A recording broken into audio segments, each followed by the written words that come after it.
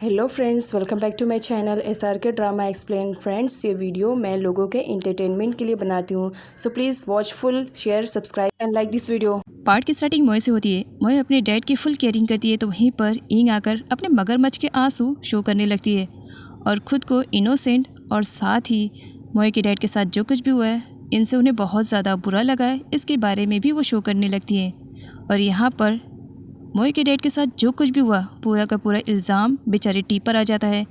इंग कहती है टी ने कहा था कि वो तुम्हारे डैड से बात करने के लिए जा रहा है, कहीं वो तुम दोनों के रिश्ते के लिए तैयार नहीं हुए और टी ने शायद ये सब कर दिया है अपने बेटी की तरफ से। मैं तुमसे सॉरी कह रही हूँ। टी भी वहाँ पर आ चुका था क्योंकि मोए के डैड की कंडीशन के बारे में भी उसे भी मालूम पड़ चुका था। उसने तो कुछ भी नहीं किया था, लेकिन फिर भी मोए के ब्रदर से वो अच्छा खासा पिट जाता है। इतना पिटने के बाद भी इंग को तसल्ली नहीं मिलती है। जब टी उसके पास आता है ये बताने के लिए कि उसने कुछ नहीं किया है, तब इंग उसे थप्पड़ जड़ देती है। मुझे नहीं मालूम था कि तुम इस हद तक गिर जाओगे, मेरे बेटे होने के बाद भी तुम ये सारी चीप हरकतें करोगे, मुझे बिल्कुल भी आइडिया नहीं था। और यहाँ पर मोए के डैड इन सारी सिचुएशन को हैंडल करने की कोशिश करना चाह रहे थे, लेकिन बेचारे कुछ कर नहीं पा रहे थे। अपने डैड की सिचुएशन देख करके मोए को भी अब यहीं पर यही लगने लगा था कि ये सब कुछ टी की वजह से हुआ है। वो टी की एक नहीं सुनती है। बेचारा टी उस वक्त बहुत ही ज़्यादा अकेले था, वो कुछ कर भी नहीं पा रहा था। टी को रोते हुए दाव देख लेती है। आखिर इतना बर्दाश्त तुम कैसे कर सकते हो? सच्चाई मालूम होने के बाद भी तुम खुद को उल्लू बना रहे हो। जा करके मोए को बोल दो कि ये सब कुछ तुम्हारी मॉम ने किया है। तब टी कहता है वो ऐसा नहीं कर सकता है क्योंकि उसकी मॉम ने उसे धमकी दी है। साथ ही टी दाऊ को भी कहता है कि वो भी इसके बारे में मोए को ना पता चलने दे। आगे मोए घर छोड़ करके जाने का डिसाइड करती है। दाऊ उसे रोकने की कोशिश करती है, लेकिन बेचारी सच्चाई नहीं बता पा रही थी। उसने टी को प्रॉमिस जो किया था। टी भी मोए को रोकने के लिए आता है। मोए कहती है उस घर में वो बिल्कुल भी रहना पसंद नहीं करेगी जहाँ उसके डैड के साथ ये सब कुछ हुआ है। दम घुटता है उसका वहाँ पर, इसी वजह से वो यहाँ से जाना चाहती है। टी के रोकने के बाद भी मोए वहाँ से जाती है और ऊपर से इंग देख करके दिल ही दिल में स्माइल कर रही थी। मोए दूसरी जगह पर शिफ्ट हो जाती है और उसका ब्रदर भी उसे सपोर्ट कर रहा था। मोए हर वक्त अपने डैड की केयरिंग में लगी हुई थी और यहाँ पर मोए के ब्रदर के दिल में टी के लिए नफरत बढ़ती जा रही थी। मोए अपने डैड को सेव करने के लिए टी से दूर तो हो चुकी थी, लेकिन उसका दिल बस टी के ही पास रह गया था। और यहाँ पर टी भी ड्रिंक कर करके खुद की हालत ख़राब कर लेता है। उसे मोए की याद जो आ रही थी। दाऊ टी के पास आती है। उसकी कंडीशन देख करके उसे भी बुरा लगता है। वो टी को प्रॉपर तरीके से सुलाती है और वहाँ से जाने वाली थी, लेकिन टी दाऊ को मोए कहते हुए उसे टाइटली पकड़ लेता है। प्लीज़ मोए, मुझसे दूर मत जाना। और यहाँ पर इंग उन दोनों को देख करके स्माइल करती है। क्या रोमांटिक सीन चल रहा है इन दोनों सिबलिंग्स के बीच में। वैसे केमिस्ट्री इनकी अच्छी बनेगी। मोए के डैड भी अब पहले से बेटर फील कर रहे थे, लेकिन फिर भी वो ना ही बोल सकते थे, ना ही अपनी बॉडी को ज़्यादा मूवमेंट कर सकते थे, लेकिन फिर भी उन्हें टी के लिए बुरा लगता है। मोए के रूम में ना होने पर टी फ़ायदा उठाता है और वहाँ पर आ करके मोए के डैड से सॉरी बोलता है। आई एम सॉरी अंकल, मुझे नहीं मालूम था कि इन सारे चक्करों में आपकी ये हालत हो जाएगी। प्लीज़ मुझे माफ़ कर दीजिएगा। मैं सिचुएशन को अपनी तरीके से हैंडल करने की कोशिश करूँगा और आपसे प्रॉमिस करता हूँ कि मोए को कोई भी हर्ट नहीं कर सकता है। तब यहाँ पर मोए के डैड को अच्छा लगता है कि थैंक गॉड टी उनके पास आया है। वो टी को सच्चाई बताना तो चाह रहे थे कि वो इनका रियल सन नहीं है, बट अंकल की कंडीशन ख़राब होने की वजह से वो बोल ही नहीं पा रहे थे। इसी वजह से उनकी आंखों से सिर्फ और सिर्फ आंसू निकले जा रहे थे कि वो टी के बारे में सब कुछ जान चुके हैं, लेकिन वो टी को नहीं बता सकते हैं। मोए के आने की वॉइस सुन करके टी वहाँ से निकल जाता है, जिसकी वजह से मोए टी को नहीं देख पाती है। डैड को देख करके उसके पास आती है। डैड, आपको कुछ चाहिए? डैड रो रहे थे। मोए कहती है आप फिक्र मत करो, अब बहुत जल्द ठीक हो जाओगे। और ये सब कुछ दूर से खड़ा टी देख रहा था। फिक्र मत करो, सब कुछ ठीक कर दूंगा मैं। टी ने वेनस को तो पहले एक्सप्लेन कर दिया है कि वो उसे बिल्कुल भी लाइक नहीं करता है, इसी वजह से वो उसे फॉलो करना बंद करे, लेकिन वेनस कहाँ मानने वाली, ढीठ की ढीठ टी के पीछे अभी भी लगी हुई है। और इसके बारे में जब ओपा को मालूम पड़ता है कि वेनस गई थी मिलने के लिए टी से, तब वो अपने बंदों को भेज करके वेनस को अपने पास बुलाता है। वेनस को वार्न करते हुए ओपा उसे कहता है जो चीज़ मुझे पसंद आए मैं उसे टी को दे दूँ, ऐसा तो बिल्कुल भी नहीं हो सकता है। तो इसी वजह से अभी प्यार से तुम्हें मना कर रहा हूँ, वरना लास्ट टाइम तुमने देखा था ना मैंने तुम्हारे साथ क्या किया। तो इसी वजह से मेरे साथ रहो, तुम खुश रहोगी और तुम्हें पैसों की कमी भी नहीं होगी। अब वेनस थी ही लालची, तब वो ओपा की भी बातों में आ जाती है और उससे कोऑपरेट करती है। मोए के डैड टी के आने का इंतज़ार कर रहे थे। टी वहाँ पर आ जाता है क्योंकि अक्सर टी मोए के डैड से चोरी छुपे मिलने के लिए आता था और इसके बारे में अभी मोए को बिल्कुल भी आइडिया नहीं है कि टी उसके डैड से मिलने के लिए आता है। टी से ही बचाने के लिए तो वो अपने डैड को दूर लाई थी, लेकिन फिर भी टी उनकी कंडीशन जानने के लिए अक्सर आया करता था। लेकिन वहाँ पर मोए को आते हुए देख करके वो एक बार फिर से छुप जाता है क्योंकि वो मोए के सामने नहीं आना चाह रहा था, क्योंकि अपने डैड को लेकर के मोए उससे नफरत जो करने लगी थी। आगे दाऊ मोए के पास आती है। तुम्हें क्या लगता है टी ऐसा कुछ कर सकता है?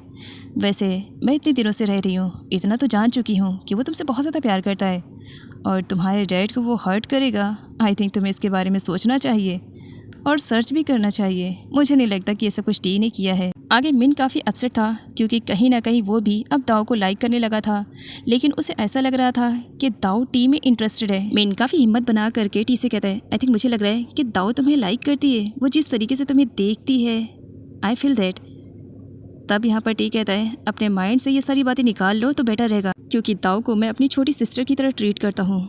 बस अब दोबारा ये बात कभी मत बोलना। टी जो कि माफिया गैंग का लीडर बन चुका है, अब लीडर होने की वजह से वो सारे पावर्स को अपनी तरीके से यूज़ करता है।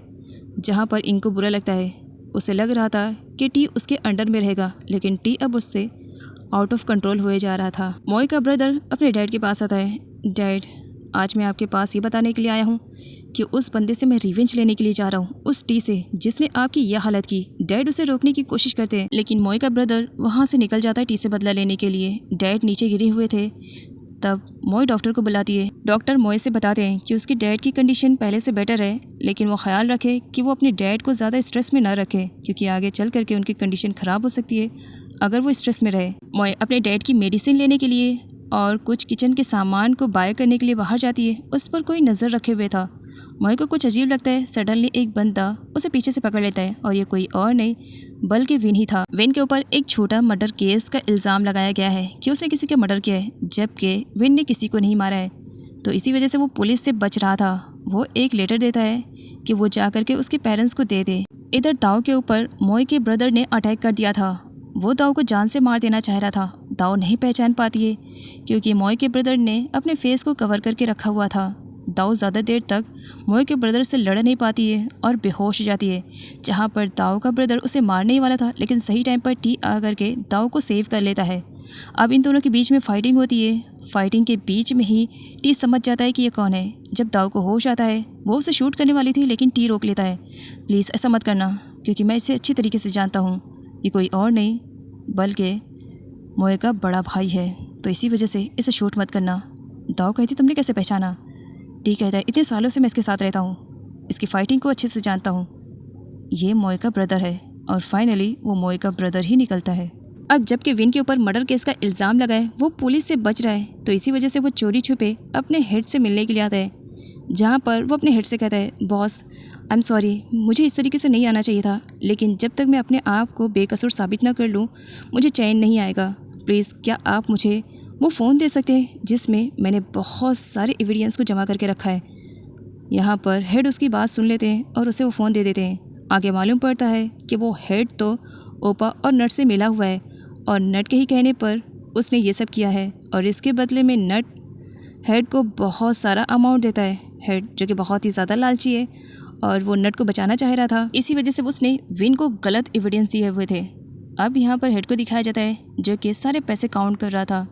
अपनी पूरी लाइफ में भी इतने पैसे मैंने नहीं देखे। और यहाँ पर विन को भी सच्चाई के बारे में पता चल जाता है। वो अपने फ्रेंड के साथ अपने हेड के पास आता है। आप ऐसा कैसे कर सकते हैं? लेकिन सामने पैसों से भरा हुआ सूटकेस देख करके वो समझ जाता है, अच्छा तो समझ गया हूँ, आप भी उन्हीं लोगों की तरफ से मिले हुए हैं ना, इसी वजह से आपने मुझे गलत एविडेंस दिए। मुझे वो वाला फ़ोन चाहिए जिसमें मैंने बहुत सारे सबूत को इकट्ठा करके रखा है। जहाँ हेड देने से मना कर देता है। विन को बहुत ही ज़्यादा गुस्सा आता है। वो अपने आप पर कंट्रोल खो बैठता है और हेड को शूट कर देता है, जिसकी वजह से ऑन द स्पॉट हेड की जान चली जाती है और एक बार फिर से उसके ऊपर मर्डर केस का इल्ज़ाम आ जाता है, जिसकी वजह से वो अब दूसरी जगह पर शिफ्ट हो जाता है ताकि वो पुलिस से बच सके।